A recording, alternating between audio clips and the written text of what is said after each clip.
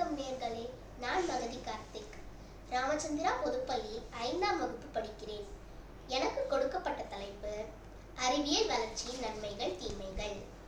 மனிதன் ஆதி காலத்தில் வாழ்ந்த முறைக்கும் இப்பொழுது வாழும் முறைக்கும் நிறைய வேறுபாடுகள் உள்ளன. இதற்கான காரணம் அறிவியல் முன்னேற்றம் தான் என்று கூறினால் அது மிகையாகாது. பறவையை கண்டான், விமானம் படைத்தான், எதிரொலி கேட்டான், வானொலி படைத்தான். கூற்றுக்கேற்ப காலந்தோறும் விஞ்ஞானிகள் பலர் தோன்றி பல புதுமைகளை கண்டுபிடித்து வந்துள்ளனர்.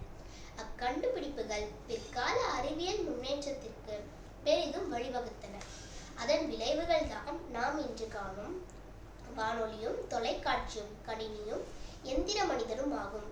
இவற்றை போன்ற கண்டுபிடிப்புகள் நாம் இன்று பல நன்மைகளை அடைந்திருக்கின்றோம். அதே சமயத்தில் தீமைகளை அடையவில்லை என்று கூறிவிட முடியாது. செயற்கை நுண்ணறிவு, எந்திர கற்றல் தொழில்நுட்பம் 2020 பெரும்பாலான இன்றியமையாத பயன்பாடுகளில் பயன்படுத்தப்படுகிறது. நுண்ணறிவு பயன்பாடுகளின் மேம்பட்ட வலை தேடுபொறிகளான கூகுள் தேடல், பரிந்துரை அமைப்புகளான யூடியூப், அமேசான், நெட்ஃபிளிக்ஸ், மனித பேச்சை புரிந்து கொள்ளும் சிரி, அலெக்சா போன்றவை, தானோட்டி சீருந்துகளான வேமோ குழும உத்திகள், பொது அறிதிறன் உருவாக்கும் ஆக்க கருவிகளான அரட்டை ஜிபிடி, செயற்கை அறிதிறன் கலை போன்றவை உள்ளடங்கும். வானொலியும் தொலைக்காட்சியும் ஆகியவை மக்களுக்கு பல வகைகளில் நன்மை புரிந்துள்ளன. மக்களின் பொது அறிவை மேம்படுத்தவும், உடனுக்குடன் செய்திகளை தெரிவிக்கவும், மொழி கற்பிக்கவும் உதவியிருப்பதை நம்மால் மறக்க இயலாது.